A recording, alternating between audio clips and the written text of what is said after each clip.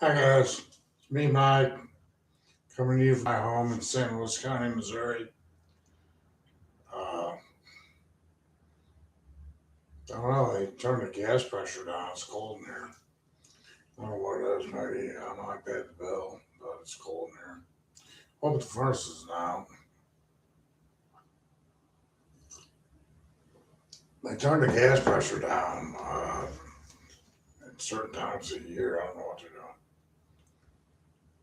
It's like in the early fall, you can't get the heat on. I don't know. Maybe it's something wrong with my house. Anyway, work's almost over. I think it was like 70 degrees yesterday. But anyway, there's me like 4 years ago. There's my mom. She's passed away about 3 years ago. Over here, like up here, this this this woman right here on the end here. That's my Geraldine Smith. She she might be related to those people in that Catholic supply murder case. I don't know anything definitive about it, but it's a big deal here because the guy's from Scotland or whatever. I don't know his famous Scottish name, Bruce, and he's a Navy veteran. And they got him off. You know, he just walked in and shot some women because I don't know, they didn't like him, or shot a woman. I don't know how many people he shot. We went in there and just killed some women just because there's something wrong with him. They let him off because he's got a famous name. You know, yeah, what's his name? The Robert the Bruce. His name's Bruce. Their famous name, a rich and powerful Scottish military family. They're high up there in high command and all that. And they lied to all the people here. They just lie to the people who live here. They keep trying to say they have all this, special interests, this foreign interests, and they're just going to lie to the native population here. But that's what they do. But anyway, so have a happy Easter, you know, and you know, don't the world get you down. It seems like there's always something going on. But I see that what's his name, Eric Dane dies of ALS. The guy in the neighborhood had ALS too. He was a soccer player. A lot of these guys around here used to play soccer. They were world famous for soccer in this part of the state, this part of Missouri, St. Louis. St. Louis University won a bunch of national championships in the '60s. Um, they were just was like the soccer capital of the United States for years and years and years. And then they took it out to California. California's like the soccer capital of the United States now, but it used to be St. Louis. St. Louis still makes a good showing, but they're not like they lost population. They've lost population. They had a lot of good soccer players come from here. People play World Cup and stuff like that. But they make money now, but for years and years and years, there was just very little money in it, compared to basketball and football and baseball. There's just very little money in it. Now there's money in it now for foreign players. Some American players make some good money. I mean, real good money. But so anyway, we're this is it. This is me. I'm retired, recovering from surgery, and I'm working out again. Got cleared to exercise again. So I got some 3 pound weights. I got two 3 pound weights. I'm just working out with that. 20 reps, one set. get back in shape. I was sitting in this chair here and on that couch there for a year. And so I'm just working out with 6 pounds. As I get back and get my muscles toned back up before I try to like work them again. So my objective with weightlifting isn't to get bigger, it's to get smaller. It's to get toned up. I don't want to get bigger anymore. I'm 6 foot, 320 pounds. I tone up pretty quick because it's a lot of muscle mass. I tone up. I do tone up pretty quick. I'm not that morbidly obese. Categorized as obese, but it's a lot of muscle mass. Doctors just won't admit it. I don't know. Be like about I guess it was about 20 years ago. I was like 180 pounds, 170 pounds. Now I'm 320. And it's not all fat. I worked out. I worked out a lot. I mean, I really worked out a lot with some pretty heavy weights. Not really heavy weights, but pretty heavy weights. And three or four sets of 15. And you know, not enough cardio. So doctors all think I'm fat. They think I got high blood pressure too. I don't really have high blood pressure either. They just don't have the equipment or the know-how to take it. It's like I need I don't know what, you know, they're going to do more harm than good trying to take my blood pressure. That thing's too tight. They need blood clots. I think that's why they don't take it on some people. But anyway, so I'm 66 years old. Uh, my mom's passed away. I got some family nearby, but they're busy with their kids and their grandkids. They don't see me very much. My sister's coming by sometime next week to. They're doing that RECA, that radiation compensation. Supposed to give us like $50,000, but we got to split it 6 ways. Maybe, I don't know, they might be paying a lawyer too. I don't know if they're paying a lawyer. But they're giving us the least amount of money they can. They could give us, 150,000. So we're both parents. And I'm recovering from I had skin cancer up here. I got a big scar all the way across my forehead. And I had prostate surgery, and I'm finally recovering from that. And it's just I've been just sitting in this chair for a year. See, the problem is like my back hurts now. I think my muscles are just weak, but my back can't even stand up. I got arthritis, might be arthritis. But I got arthritis, and like if I stand up, if I bend over a sink, do the dishes, I get pain in about 2 minutes. If I go for a walk, I get pain. After about once around the block, I get pain. I still think, I hope against hope, that I can walk it off. Just keep walking and the pain will go away. There's something wrong with my back. They've x-rayed it. They can't find anything. They said it's arthritis. So I don't know. I guess it's what arthritis feels like, back pain. I got some Bengay I can rub on there.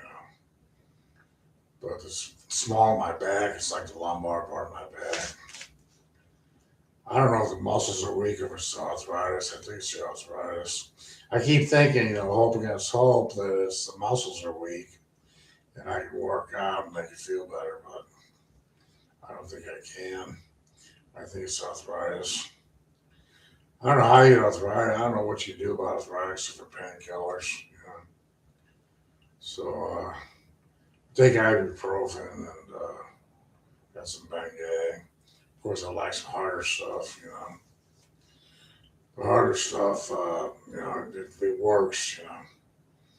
It doesn't really get you high, but the pain goes away, so you feel better right away. wonder why people like that stuff. They don't like pain. It's not a lot of fun. If you're in pain, you're just not really that happy. That's why I'm like, you know, mundane. It's like I'm not really that happy because I'm in pain all the time. I'm in pain right now. So like, I don't want to like burden you with my pain, but it's pain in the ass being in pain. So like, I can stand up. Sitting down causes pain, and then standing up causes pain. Yeah, I want to need to like walk more, but I walked 3 times last week, but now the weather's too cold. The weather here in St. Louis is like you only get a few days of nice weather. It's either too cold or it's too hot or it's raining. It's either raining, it's too cold, it's too hot. So you get a few days, like maybe 30 or 40, 50 days a year. It's like nice to go for a walk. Unless, of course, you want to get up at 4 o'clock in the morning and go out there. Get up at 4 o'clock in the morning and go for a walk. I mean, that's nice, but some people do it. I did it a little bit. But if you want to get up at 4 o'clock in the morning and go for a walk before it gets too hot, then you gotta go to bed about 7 o'clock. So you don't have this like normal life where you stay up and watch late night TV. You stay up and watch late night TV. You get up, and it's hot. You can't go for a walk. But anyway, so those 4 old ladies up there, those are 4 of the Davis girls. There was like 6 of them. That's William T. Davis's and Edith Gilbert's daughters. That's my mom. My mom is over here. Yeah, that's my mom right there. She passed away about 3 years ago. That's my grandma and grandpa right there. Yeah. Well, that's her and her stepsister there. And up on top there's my grandma and her husband. And the 4 girls on this side of the picture. That's my grandma and her 3 of her sisters. She had more sisters, but they're all passed away now. All those people have passed away except me. But that's where I'm coming from. Those are the Davis girls, and Edith Gilbert married William T. Davis, and those are the daughters there. They hail from Dixon, Pulaski County, Missouri, and they were prominent there. Their relatives, a lot of their uncles, but people had like a lot of family back then. People had lots of family back then, so they were prominent in the county. And some of their relatives still live there. They just haven't seen each other in probably 50, 60 years. You know, like if I would go down there, it would take somebody my age to even remember a grandparent. It would take somebody about my age to remember. Oh yeah, grandma. Grandma such and such's cousin. And grandma such and such's aunt. But you know, uh, they didn't get anything. Girls didn't get anything. It was before the state changed the law. My uncles got it. My grandma's brothers got it. I guess they had land. My great grandpa's a farmer. And I guess they had land somewhere. We don't really believe in tenant farming here in Missouri. We like, yeomanry. Most landholds are 300 acres or less, and they're family farms. There's a few larger holds, but it's just a hold of our land. We made the Louisiana Purchase, among other things. So like people they get upset that they're invading their privacy, invading their property. I'm not invading their property. I'm not invading their privacy. They're just overextending it. They think that's all right to do that. Ronald Reagan wanted to put him up to that. I don't think he understands what's going on. He's violating my property right. They're just a holder of property. They're just a holder in trust of my property. And, it's theirs for the purpose of farming, you know. But, you know, I'm a descendant of an incorporated as a state and all that, you know. I want to have something for that, you know. These people nowadays, they tell you all this labor rhetoric and all this corporate rhetoric, but you don't get anything for that. Like we founded the country, paid all the taxes, paid all the men, cleared all the land, farmed for 400 years. And you're like saying, well, you get nothing. You start off the same as everybody else and with nothing, and all you get is what you earned during your lifetime. It's like Teddy Roosevelt, that's why nobody likes him. It's like you might have 200 years into this, and then Teddy Roosevelt says you start off with nothing, and all you get is what you earned during your lifetime. And you have to pay most of that in cost of living. So we don't even want to have cost of living. I don't even want to have cost of living. See, the gas wells in this state, they have to sell the gas in this state. They think they can just buy it, send it wherever they want, freeze us. Same thing with the water and the electric. We built that nuclear power out there. They keep saying it doesn't do much. It does a lot. It does quite a bit. They keep saying it doesn't do much because they want to use it for a steel mill and they want to use it for an auto plant. You know. They also want to use it for, they want to, what do they call them, data centers. They want to put a data center, they want to put data centers out here because of nuclear power. You know, they can draw on that. And it's like, you know, but people are like, we don't know if we want it, you know. Thomas Jefferson does say this land belongs to the citizens, so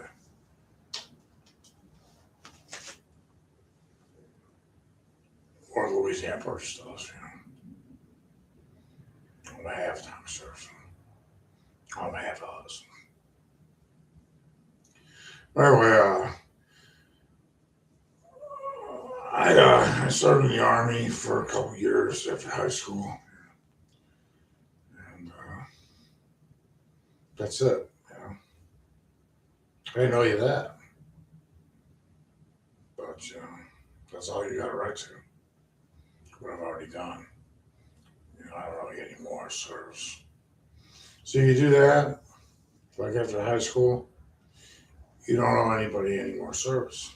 You have to have a job. You have to do it.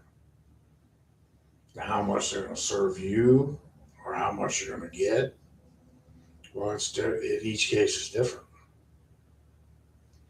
But that's all the service you got to do. You didn't have to go work at McDonald's. You have to go work at all. They're like telling you that like these veterans are down here homeless. They're not homeless. They have a home. This is their home state. They're not homeless. This is their home. They're making them live in small houses where they can't have a family. That's wrong to get to them. When they're trying to imply with their worker state that they won't work, they're not expected to work. This country, like, you know, speaks with forked tongue. It lies. Those are veterans, and they're not expected to serve it anymore. How much they get, each case is different. You know, no two people are alike. Yeah. But anyway, you know, so they got those guys down there calling them homeless and stuff, and then they got them in a small house where they can't have a wife and kids. They're trying to wipe them out. I said, no, we're being nice to them. Oh, they're trying to wipe them out. Yeah. Only 6% of the people have served in the armed forces. Only 6%. only like whatever,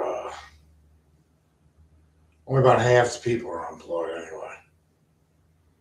There's like 180 million people that aren't employed. It's like 340 million people in the country, about 160 million employees. So there's about 180 million people that are unemployed. That includes seniors and children and married people and disabled people and people that just aren't expected to have a job, like veterans. They keep attacking them. They keep letting these labor groups attack them. The labor group says, "No, join us. We'll give you a good job." But they don't all want to join the labor group. And the labor group wants to support a worker state. See, a veteran doesn't want a labor group or a worker state. A lot of them do join the labor group. They don't want a police state. They don't want a worker state. They don't want a labor group. They don't want any of that. The labor group says, "No, join us." But they keep trying to attack you with a police state and a worker state. They got the tiny house nation for the veterans. And if they don't get a wife, they don't get kids, then, I guess they get told to work. What this worker state does to you is, like, if you don't like what they're giving you want better, they tell you to work. But they think, well, man, that's reasonable. It's not reasonable. The guy's not expected to work, and you don't have a right to mistreat him. You don't have a right to mistreat these people.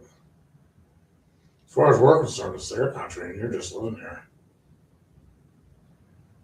Yeah. As far as I'm concerned, it's the veterans' country, and you're just living here. And you get to vote on which one of them gets to serve you.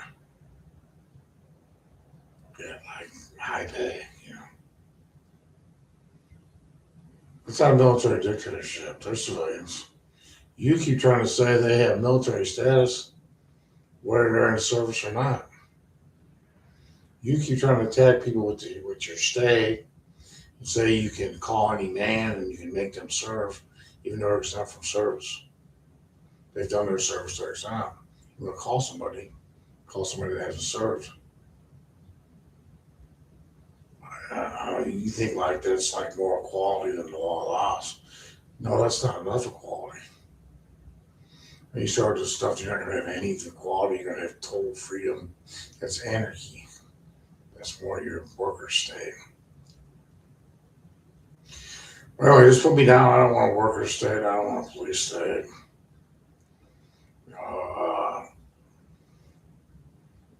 I just don't want it. I just don't want either one. Never did. Of course, when I had a job, I wanted higher pay because the pay was so low. The working conditions were so bad. The working conditions were atrocious, and the pay was really low. So I wanted higher pay, and benefits, and better working conditions. It's not because I want a feather bed. It's because they're doing harm to you. They're trying to make you a slave and kill you while you do it. They ain't playing. They want to kill you while you work. Or they want to kill you, but they want to kill you with the job. See, they don't even want to call it a job. They want to call it work. They want to kill you on the job. But they've done it over and over and over again. I'm not talking about assaults, which they do. They do assaults too. But the job itself is an assault. You're working with dangerous toxins. You're working in a dangerous environment. You're doing hazardous duty for very low pay. And they don't have any insurance for you. You get hurt. They say, well, no family, no kids, no nothing. They won't even, give you medical care to keep you alive. You have to be, they try to make a veteran work. They try to make veteran work because veterans are entitled to free medical care for life. Of course, unless they work, then they want to take their free medical care for life away, and their employer won't pay them enough to buy medical care, and the employer won't buy medical care for him himself, and then the guy dies. A friend of mine died of heart disease, or a fellow veteran. died of heart disease. The guy had been in a war. The guy had been in the Persian Gulf War. And he died. He says that the veterans wouldn't treat him. I mean, the VA wouldn't treat him because he had a job. And the boss wouldn't buy him health insurance, and he couldn't afford his house. You know, he bought a house because he wanted a wife. He eventually bought a house because he wanted a wife, and they killed him over it. They killed the guy over it. They wouldn't treat the guy for a heart condition. He died over it. And they said that they could do that. They said that like you join up. I mean, if you get a job, uh, after service, that you're not entitled to free medical care anymore, and they're just gonna you get if you get sick or injured, you're just on your own. That's the kind of country you had for the guy. He fought a war for you. Fought a war for the oil company. That's why we don't want to fight a war for an oil company. It's just not worth it. They don't want to take care of you.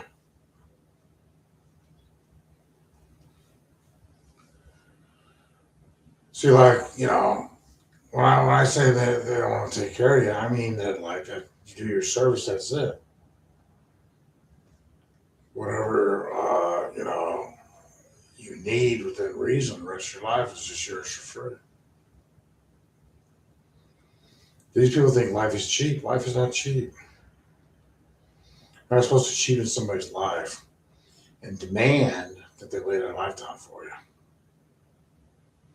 You don't have any right to demand anyone to lay their lifetime for you.